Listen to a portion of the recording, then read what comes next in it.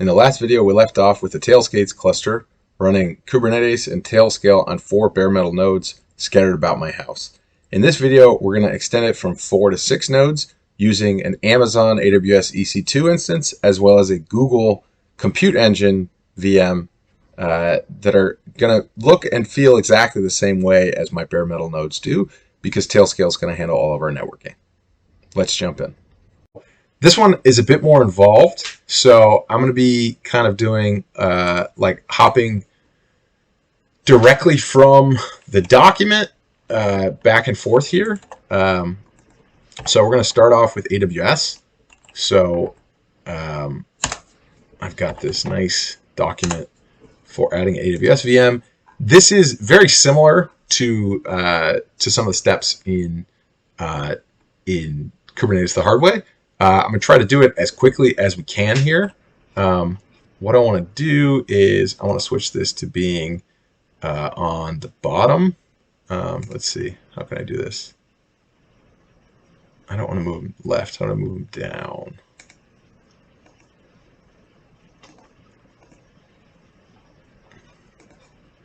Oh, there we go. I want to move the panel to the bottom, and then I'm just going to grab one of these. Great. Cool. So that way we can do top, bottom here. And I need the subshell while I'm already auth with AWS. Great. Okay, cool. So it turns out with the G-Cloud, Google Cloud APIs, I don't really need to keep track of instance IDs or VPC IDs or whatever. It's a bit more challenging with the AWS API. So I'm going to actually use an env file to keep track of all of the things that we've created. So that way, if we lose it or we restart the shell, we'll be all good. Like I mentioned, we're going to use the 10 dot address space for Cube, and the 100 dot address space is being used by Tailscale. So to be paranoid and stay away from all of them and stay away from my local IP on my network, I'm going to use the so-called 20-bit block. You've probably seen this block interacting with Docker, for example, just to avoid colliding with anything. So let me make sure that this file's out of the way. And then I'm going to start off and create a VPC with this giant /16 for 172.29. Okay, all right, great. We've got a VPC. And then I'm going to dump this in my M file. So just to see, there's our VPC. I'm going to tag it with tailsk8s just in case it gets orphaned. I don't plan on orphaning it, so the tag is not that big a deal. Next, I'm going to eat 4 bits and make a subnet. Literally, the subnet is for a single EC2, so I don't need such a large subnet, but whatever. I'll keep her on my subnet ID so we can keep track of it, and I will tag that subnet. So we've got a virtual network. We don't really need a virtual network, but we need some type of network to attach. We need a VPC to attach to the EC2 that we're bringing up. The next thing we need to do so that traffic from the outside internet can get into the VPC, we need to attach an Amazon Internet Gateway to it. So first we got to create an Internet Gateway, and then we're going to tag the thing. I'm going to keep around that ID so I have it later. And then we are going to attach that gateway to our VPC. The next thing we're going to do is to create a route table. The route table is going to allow us to make sure that all routes into the internet gateway go through. So this is all routes into the internet gateway. Sorry, all routes into the VPC go through the internet gateway. So there's our route table. We don't actually need this association ID until later during teardown, but I'm just going to keep it around right now. Great. So let's tag this route table. Now we're going to associate this route table. Actually, I think I did this out of order.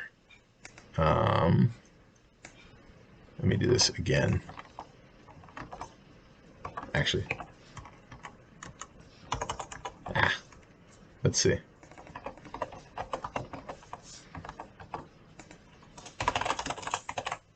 Come on.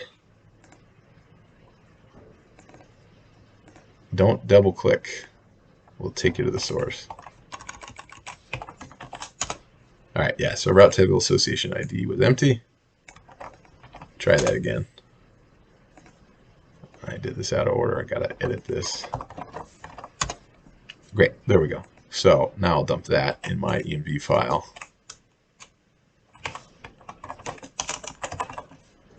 That should be fine. Great, okay.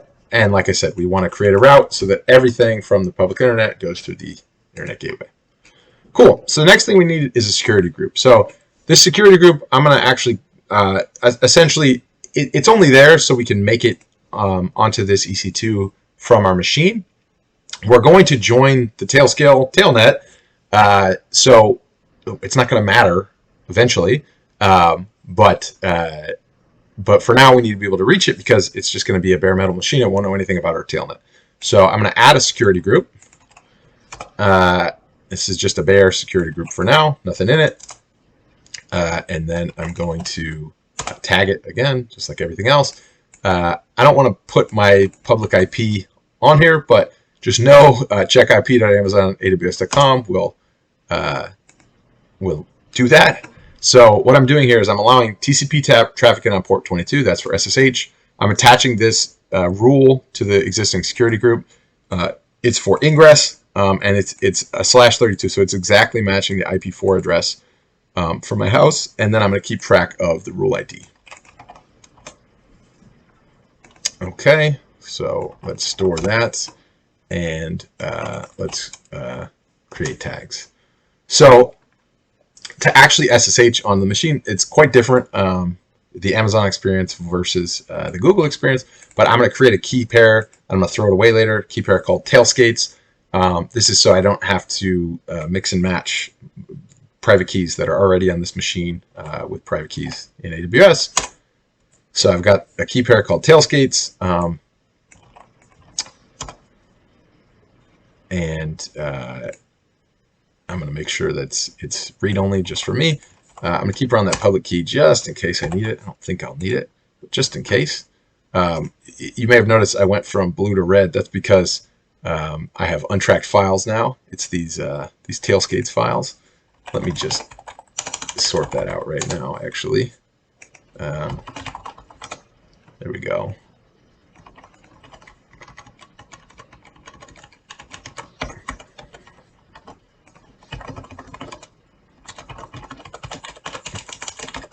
Git ignoring the tailsk8s AWS key files.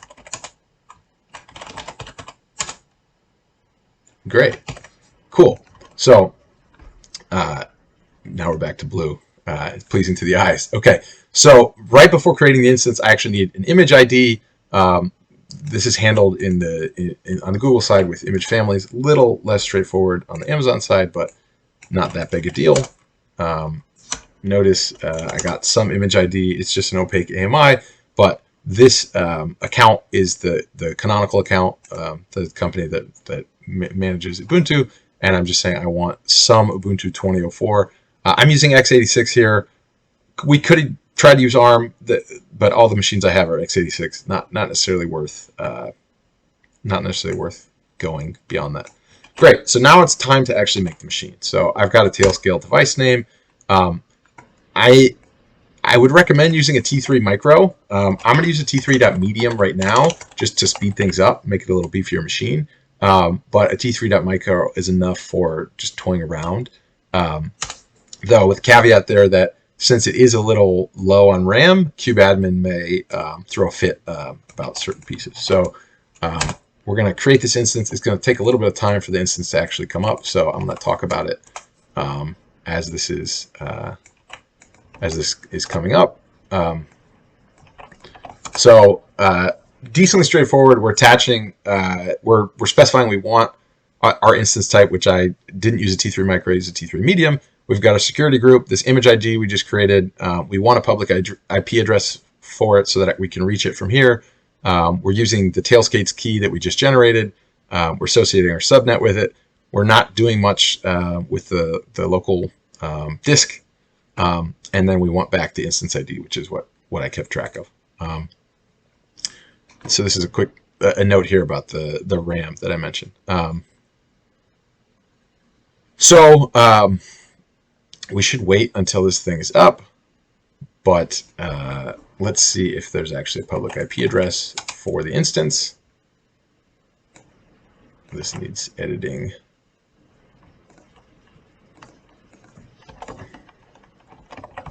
There we go.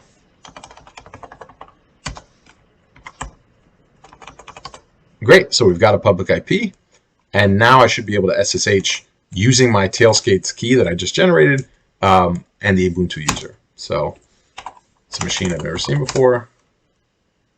Great, so we're in. Cool. So let me now, what do I want to do here?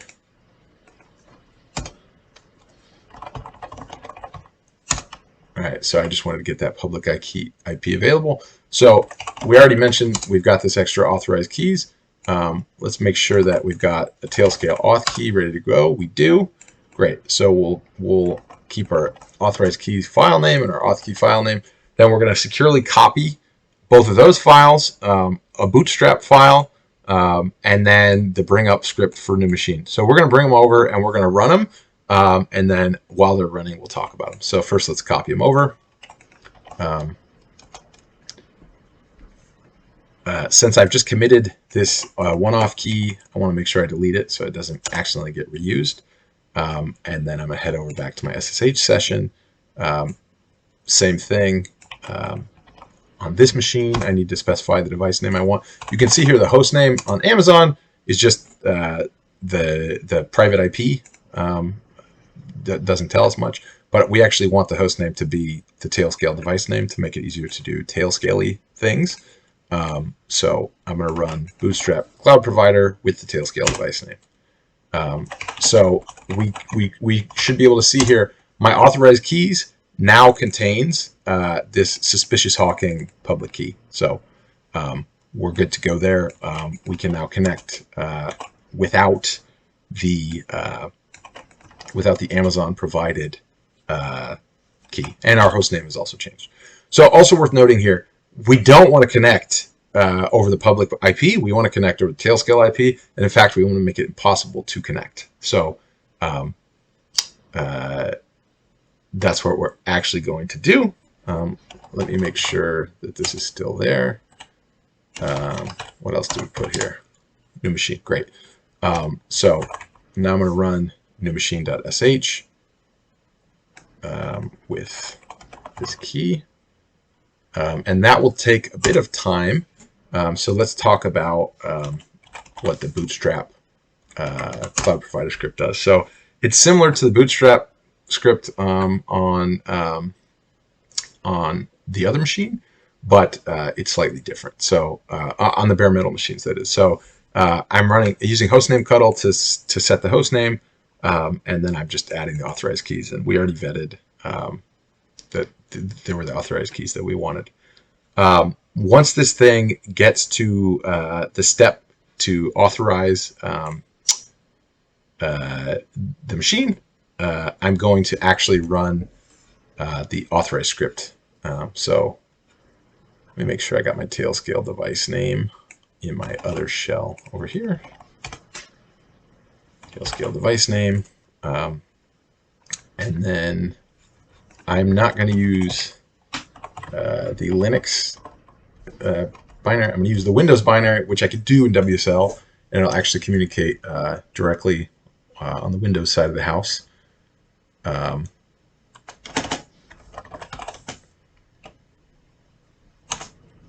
Great. I'll be ready to run this command when the time comes. Still doing installs. This was why I wanted to use a beefier machine, just because this stuff takes a bit of time.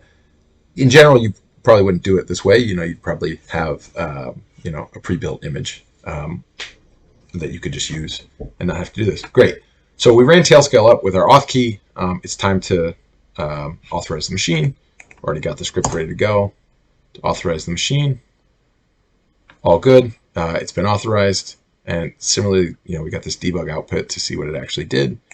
Time to progress on here. Now I'm going to set up UFW, uncomplicated firewall, to make it this machine unreachable outside of Tailscale. So once the machine has become unreachable outside of Tailscale, we can actually verify this by closing our existing SSH session and trying to connect again. So this, I don't want to wait forever. We're going to set our connect timeout to something simple. Let's say 5 seconds. And we'll see that we can't actually connect anymore because uncomplicated firewall knows the traffic's not coming in over Tailscale. So now if I connect over Tailscale, I have no issues. I can connect, and I can see here I've got all of these networking interfaces, but the important one is Tailscale network interface. Great. And even better, since I know I can't make it through the public IP, then I can just remove the security group rule that we saved that corresponds to the ingress from my machine. Okay, so I need to re-auth with AWS. I was worried that might happen. Let's do that. I did not actually install AWS Vault on my local machine.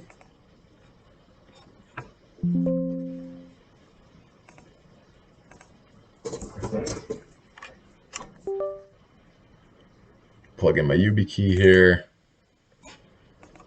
Get an MFA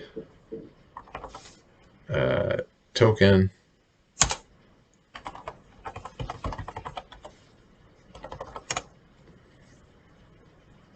Okay, great. All right, let me revoke again. I'm probably going to have to resource that. I'll do it just in case.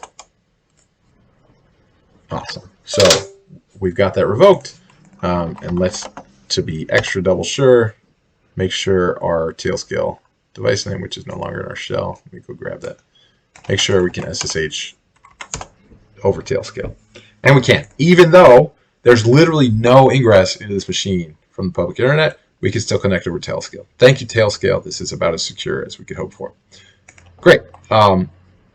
So now we need to copy over files for Bootstrap.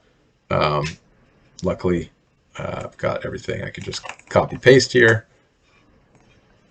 On the actual machine, the subnet we're going to use will be just one more. So we got up to 10.100.3, so we're going to go to 10.100.4. Let's install Tailscale advertise on the machine, install all the k8s dependencies. This is faster than it was on my bare metal machines, which should be. That's good. Now we're on this last step of prefetching these Docker images. Pulling from GCR, I bet this will be really fast when we're in Google Cloud.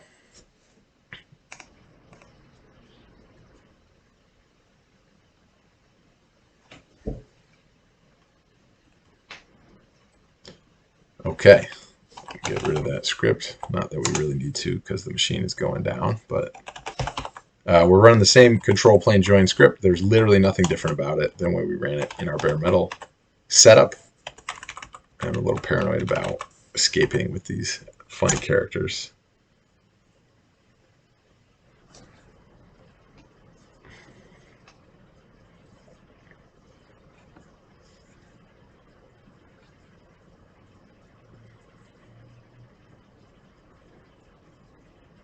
Okay, just about done here.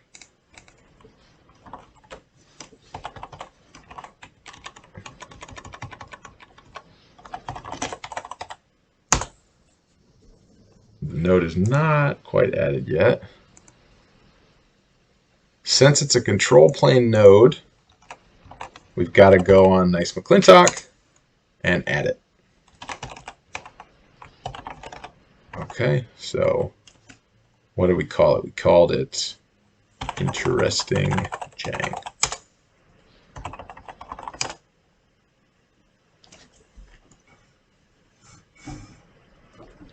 Awesome. So our load balancer now is aware of all 3 control plane nodes, and hopefully everything's peachy here. Okay, great. So we've got our AWS node added. If I ask for the wide output, I can see the internal IP, and I can see we finally see something slightly different, is that our kernel version is the AWS kernel inside of Ubuntu rather than the standard one. We are going to create the HTTP bin deployment, as well as the other things in the manifest, and we're going to make sure that everything is peachy. We can reach everything as expected. That was much faster because these nodes have already brought the service up. I'm going to make sure I can hit the service. No issues hitting the service. Same thing. Let's grab those pod IPs. There's what it looks like, just so you can see it. And then we'll iterate through and hit each one. No issues. Great.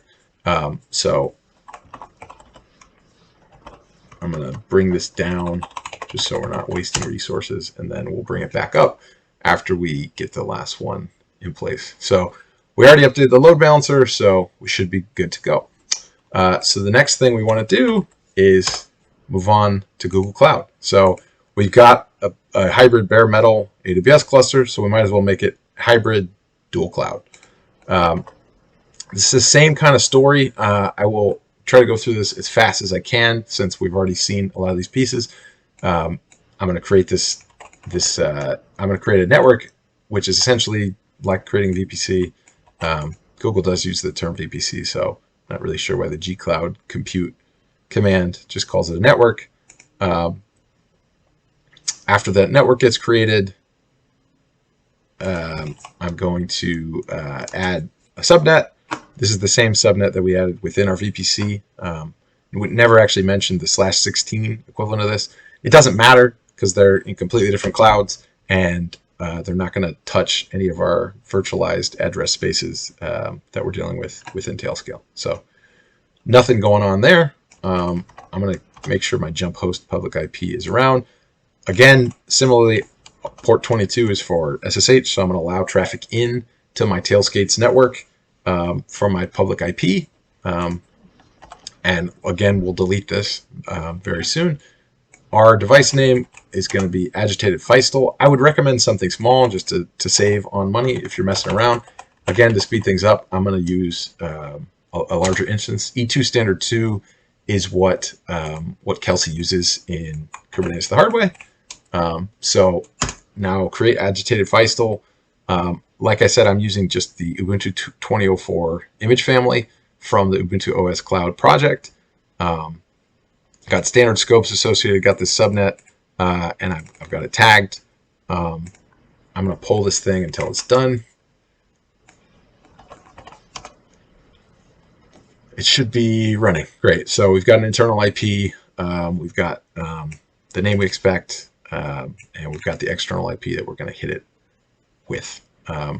So Amazon and Google have very different ways that they handle this part of things. So I can just use gcloud compute SSH to connect directly to the device name. Similarly,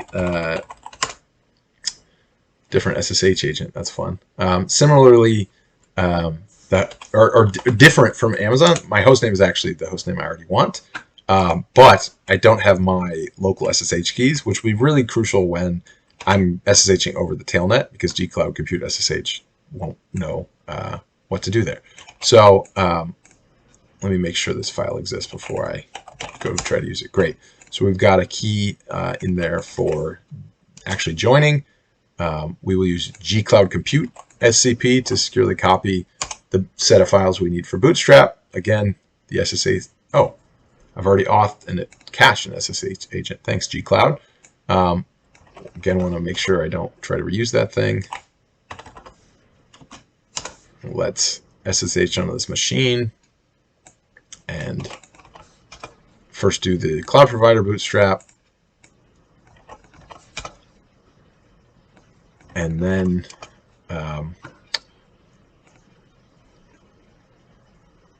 we're going to, now that we've added the public key,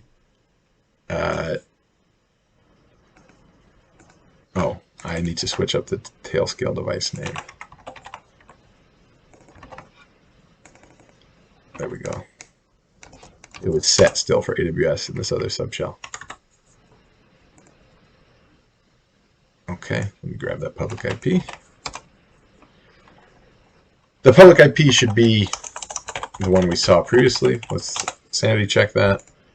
So now I should be able to SSH with my suspicious hawking public key that we had added to authorized keys in that bootstrap set. So great. So back on the instance, now we're going to actually need to join. This is exactly the same as the other script. Here we're going to just prepare to authorize. Tailscale authorize. There we go. Yeah, and so this command is ready to go. It's the one we already ran. Hopefully this resolves fairly quickly. Google has mirrors for all these things within Google Cloud, so I'm sure it's already massively optimized.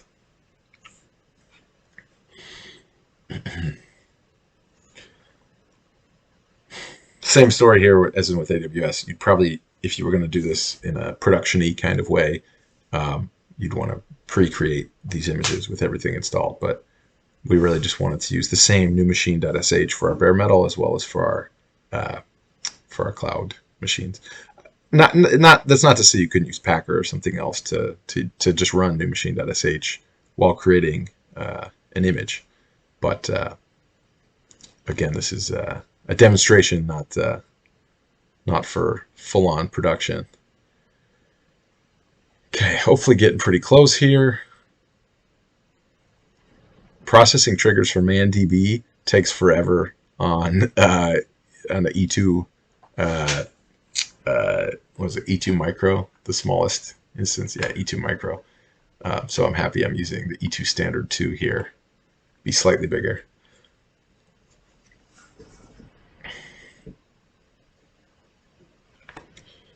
So as with AWS, we're going to confirm that regular SSH, even using our suspicious hawking private key, is going to fail. We got to authorize first. And then we're going to verify the same thing, that SSHing over G-Cloud Compute is going to fail. Great, let's get this machine authorized.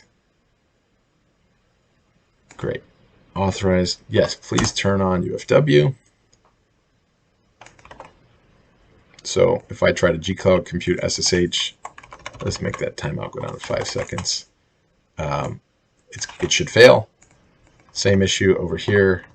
If I try to SSH via my own private key, not the G-Cloud one, so that timed out. But if I want to use my own private key over Tailscale, oops, I've already connected this machine and I need to purge it. Sorry about that.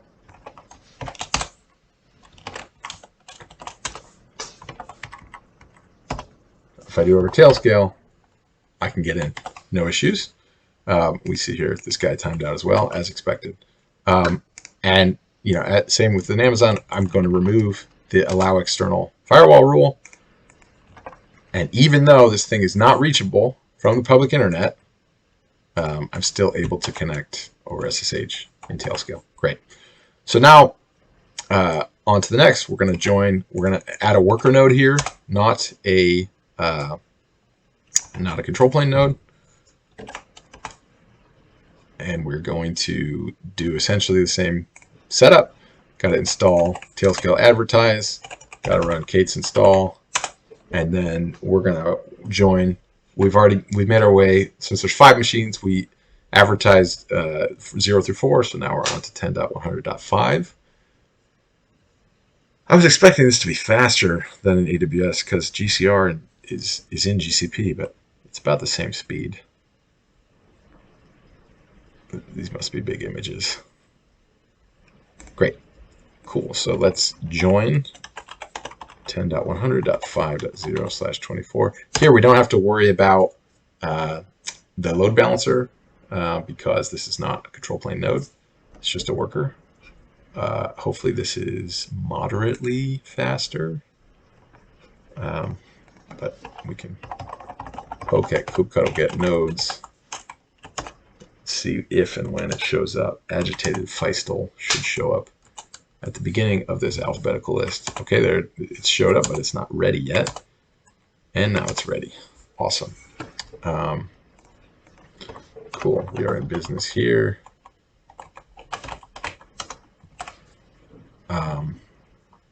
So get nodes. Everything works as expected. We've got a similarly a slightly different kernel, but that's expected. Let's create this HTTP bin manifest so we can do some smoke test. Service exists. Recall this manifest, the actual deployment has anti-affinity, so as expected, the pods actually show up on each of the 3 worker nodes.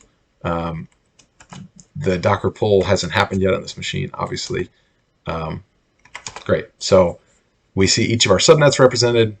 Everything's peachy there. Let's see if we can hit the service from here. We can. Get the pod IPs, sanity check that they look right, and let's see if we can hit each of these pod IPs. Looks great there. Just to be extra double sure, I'm going to see if I can do it from the jump host. So this IP we know is on the GCP node, and I have no issues hitting it. So the last section is cleaning up. So this is how to delete everything, how to tear down the nodes in the cluster, etc. We're not going to go into that right now. Feel free to check it out in the repo. This is the end, but you can see I've been able to make a very secure cluster here. Tailcube at the CNI level, don't do very much work. Just mess with your own route tables with IP tables and let Tailscale handle the work in advertising subnets and communicating that to peers on the tailnet, and everything just kind of works. Our bare metal nodes are completely reachable and functional in this virtualized network with no cloud involved. It was super easy to get them configured and up and running, and we were able to make a hybrid cluster, a hybrid with 2 different clouds that could also join our virtual network with no problems. And to top it off, Tailscale combined with uncomplicated firewall makes it so that our nodes in the cloud are completely unreachable from the public internet. They're only reachable within our tailnet. So that's pretty awesome. Thanks for your time, and I hope you enjoyed this, and I hope you give Tailscale and Kubernetes a spin.